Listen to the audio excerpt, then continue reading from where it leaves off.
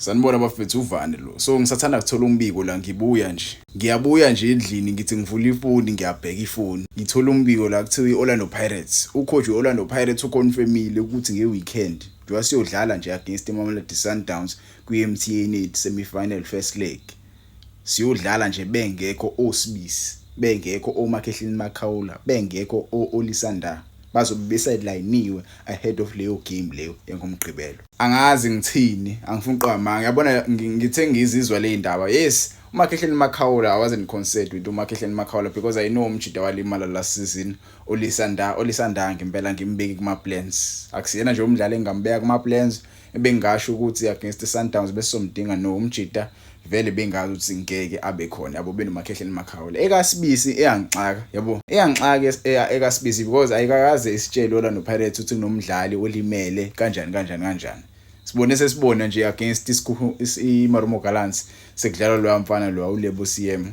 Lo mfana lo uqhumuka le kwi-TS Galaxy. Kuzoba inkinga ngempela cause both of those center backs okusiyema benalomjida lo uMbokazi. They are youngsters. Bama youngsters bafethu. I know uyadlala uMbokazi. USiyema I saw him kule game leya even though umjida wayeshaking nyana but uyabonakala umjida usuyalaza ibhola unawo lawo ma glimpses ukuthi umdlali wangempela yabo. But pairing both of those guys against the Mamelodi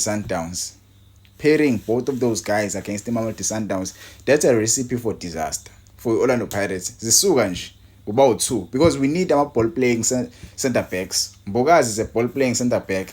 I don't know about this guy. I saw him misplacing amanye pass ngosikhathi edlala against iMarumo Gallants. So when you are playing against the Mamelodi Sundowns, it's him ekubulala ngama mistakes owenzayo. Phela iMamelodi Sundowns ayifana nje amanye ama team ungawenza ama mistakes angakupunish ngalawo ama mistakes, but the Sundowns when they find ukuthi wenza mistake they will punish you and mase bekupunisha ke benza sure ukuthi bakushaya ngescore esikhulu. You saw Orlando Pirates idlala against the Sundowns eLoftus.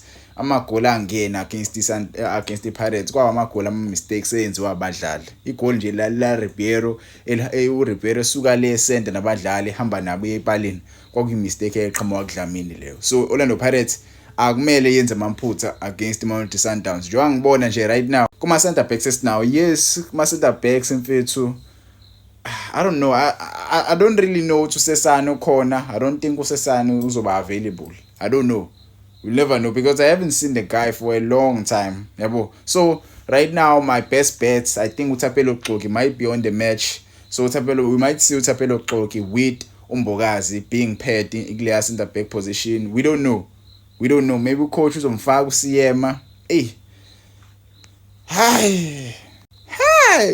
Basi ngempela ngezwe nginina bafethu ukuthi nithini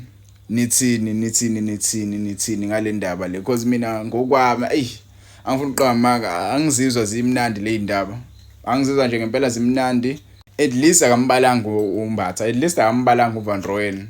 Maybe sobabona abajida. At least akababalanga or maybe usho nje le ndaba uzama ukudidisa umkhondo. Uyazi bazobe bekhona.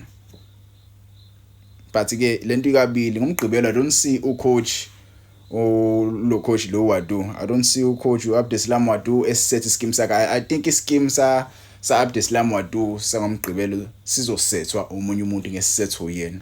Sijwayele ukuyibona into kanje bafethu zenzeka. Ucoach abaningi nje uOrlando Pirates maybe ngenzi kahle, maybe safika ischeme sabo sigcina sesisethwa imanagement. Ischeme sabo. So ngenzeka ke ischeme sa Abdeslam Wadu sangomgqibelo sisethwe imanagement. Okuzoba into le angayijwayele because uyaqala phela ukufika kweclub enkulu. So uma ufika kweclub enkulu kumele uwenze izinto ngomgomo weclub. Orlando Pirates ke ine history yokwenza izinto ezikanjalo ukuthi ucoach mebheda abamsethela ischeme. So I do feel ukuthi uAbdeslam bazomsethela ischeme abadlali azobadlalisa. But ke that will be a confusing thing to him because ngokuzwa kwabantu bekhuluma. I'm not saying yabo indaba lezi eziqiniso. Ngokuzwa kwabantu bekhuluma bathi ucoach unjani unekhanda liqinile ukhanda lemtshelo kwakhe ngokusho kwabantu ke phela. Angifuni phela nami unini hambe nifafaze nithi uvana uthe cha kunevideo phela engayibona ucoach ehamba nalo ngosikhathi kuphela le game yeMarumo Gallants. Mandla Ncikazi waphuma ediniwe wafika no coach abakhulumisana ngisho ukukhulumisana. So I feel like kune tension ekhona, but ke le absence yalabadlali lefethu angifuna uqhamala. Abadlali abathathu ababalwe la, abadlali abane experience, abadlali abane leadership. Yabo, these are leadership players. So ungabi khona kwabo ngasibulala kakhulu as a team, ngasibulala kakhulu imorale ye team, because I don't know.